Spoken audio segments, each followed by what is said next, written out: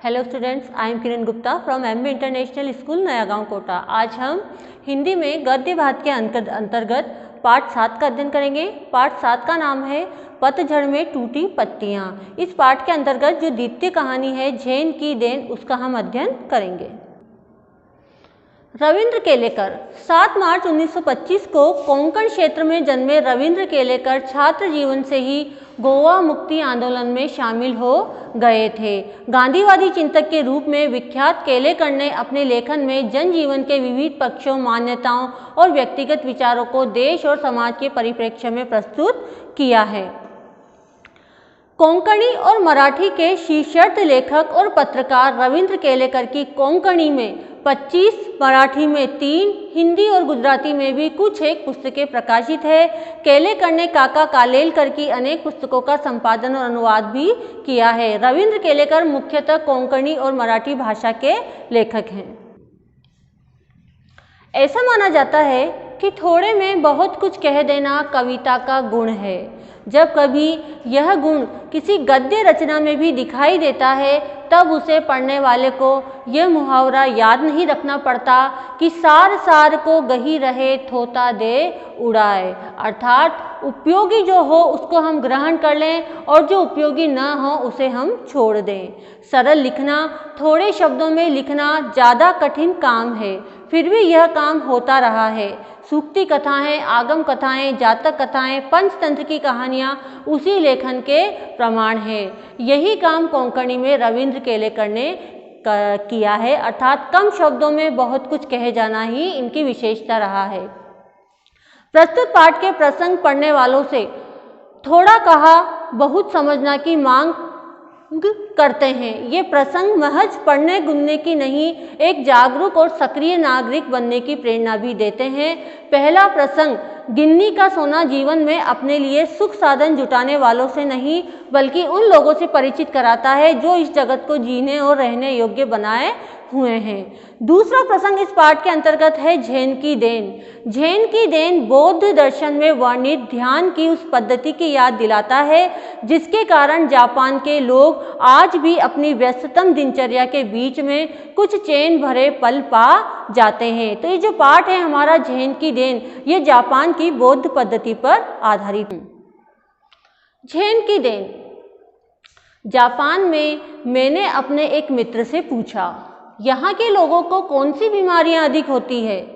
मानसिक। उस मित्र ने क्या जवाब दिया कि यहाँ के लोगों को शारीरिक नहीं, मानसिक बीमारियां अधिक होती है। उन्होंने जवाब दिया, यहाँ के 80% लोग मनोरुग्ण हैं, अर्थात मनोरोगी हैं।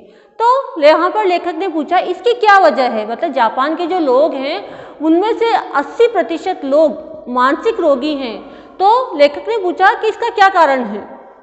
वे कहने लगे, हमारे जीवन की रफ्तार बढ़ गई है। रफ्तार का अर्थ है गति, चाल बढ़ गई है। यहाँ कोई चलता नहीं बल्कि दौड़ता है, कोई बोलता नहीं बल्कि बकता है। अर्थात यहाँ कहने का अर्थ है कि वहाँ के लोगों के पास समय नहीं है। ऐसा लगता है कि वो चल नहीं रहे, मानो दौड़ रहे हों, बोल नहीं रहे बल्कि बक रहे हों। हम जब अकेले पढ़ते हैं तब अपने आप से लगातार बड़बड़ाते रहते हैं। अमेरिका से हम प्रतिस्पर्धा करने लगे हैं, यानी कि होड़ करने लगे हैं।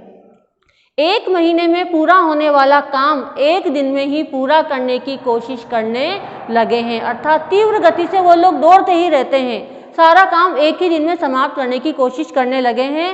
वैसे भी दिमाग की रफ्तार हमेशा तेज ही रहती है। उसे स्पीड का इंजन लगाने पर वह 1000 गुना अधिक रफ्तार से दौड़ने लगता है। हमारा जो ये दिमाग है इसकी रफ्तार वैसे भी बहुत तेज है। वो सोचता रहता है कि हम ये काम भी कर लें, हम वो दूसरा काम भी निपटा लें।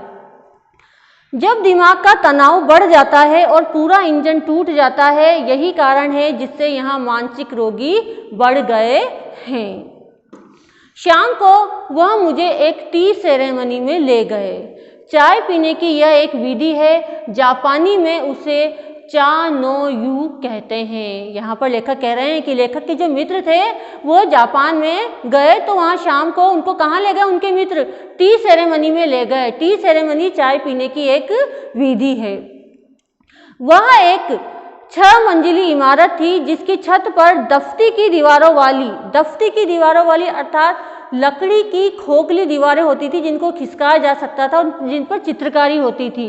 ऐसी दीवारें वहाँ पर बनी हुई थी और वहाँ पर तातामी अर्थात चटाई बिछाई गई थी। जमीन वाली एक सुंदर पर्णकुटी थी। पर्णकुटी अर्थात मतलब पत्तों की बनी हुई कुटिया थी। बाहर बेढप सा एक मिट्टी का बर्तन था। बेढप मतलब उसका कोई ढंग नहीं था, ऐसा मिट्टी का बर्तन वहाँ पर था। उसमें पानी भरा हुआ था।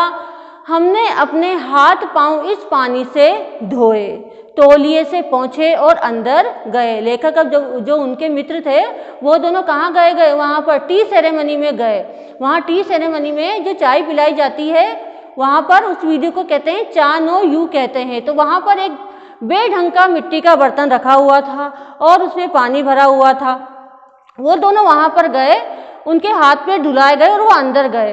अंदर चाजीन बैठा था। चाजीन कौन होता है? जो चाय पिलाता है, वो वहाँ बैठा था। वो देखकर खड़ा हुआ, कमर झुकाकर उसने हमें प्रणाम किया। दो झो कहा उसने अपनी भाषा में, उसका अर्थ होता है आइए तशरीफ रखिए, कहकर उसने स्वागत किया। बैठने की जगह हमें दिखाई, अंगीठी सुलगाई, उस पर चायदानी रखी, बगल के कमरे में जाकर कुछ बर्तन ले आया, तौलिए से बर्तन साफ किए। सभी क्रियाएं इतनी गरिमापूर्ण ढंग से की कि उसकी हर भंगिमा से अर्थात उसके हर क्रियाकलाप से ऐसा लगता था मानो जय जयवंती के सुर गूंज रहे हों, मानो वहाँ चारों तरफ जय जयकार के स्वर गूंज रहे हों। वहाँ का वातावरण इतना शांत था कि चायदानी के पानी का खद बदाना भी सुनाई दे रहा था। लेखक का अर्थ है कि वहाँ पर जो वो गए, वहाँ पर चाय टी सेरेमनी में गए तो वहाँ का वातावरण उन्हें इतना शांत लगा कि चाय के लिए जो पानी उबल रहा था उसकी खद बदाने की भी उनको आवाज आ रही थी। चाय तैयार हुई, उसने वो प्यालों में भरी, फिर वे प्याले हमारे सामने रख दिए गए। वहाँ हम 3 मित्र ही थे। इस विधि में शांति मुख्य बात होती है। जब वो वहाँ चाय पीने के लिए गए तो एक तो वहाँ चाजीन था जो चाय बनाने वाला था, एक लेखक थे और एक उनका मित्र था। वो कुल 3 लोग थे। क्योंकि वहाँ पर जो वातावरण था उसमें शांति मुख्य बात होती थी, इसलिए वहाँ 3 से अधिक आदमियों को प्रवेश नहीं दिया जाता था। प्याले में 2 घूंट से अधिक चाय नहीं थी। प्याले में जो चाय रखी गई वो बहुत ज़्यादा नहीं थी। हम होठों से प्याला लगाकर एक एक बूंद चाय पीते रहे।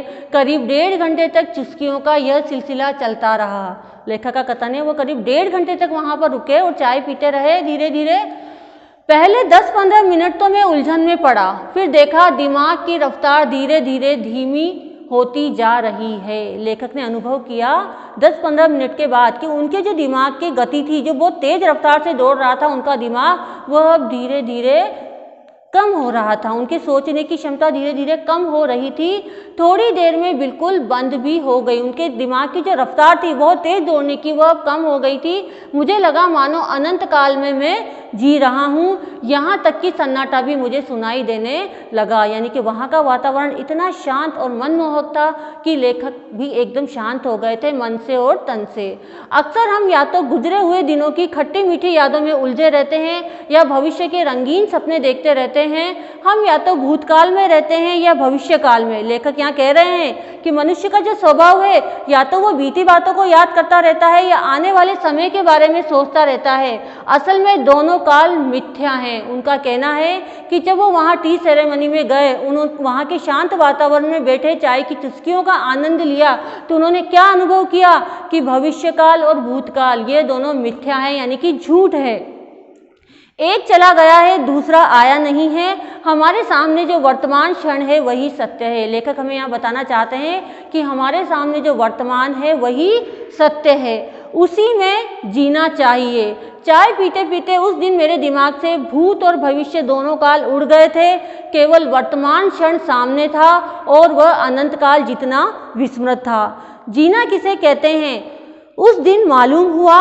जैन परंपरा की यह बड़ी देन मिली है जापानियों को। अर्थात यहाँ कहा गया है कि जापानी लोग जो तेज गति से दौड़ते रहते हैं और 80% लोग वहाँ पर मनोरोगी बताए गए हैं, उसका कारण यह है कि उनके पास काम अधिक है और समय कम है। तो लेखक ने यहाँ जैन की इस पद्धति के द्वारा हमें बताया है कि मनुष्य का जो स्वभाव है वो वर्तमान को छोड़कर भूत और भविष्य की चिंता में लगा रहता है, तो वो दोनों ही मिथ्या है, असत्य है। उसे वर्तमान में जीना चाहिए। Thank you.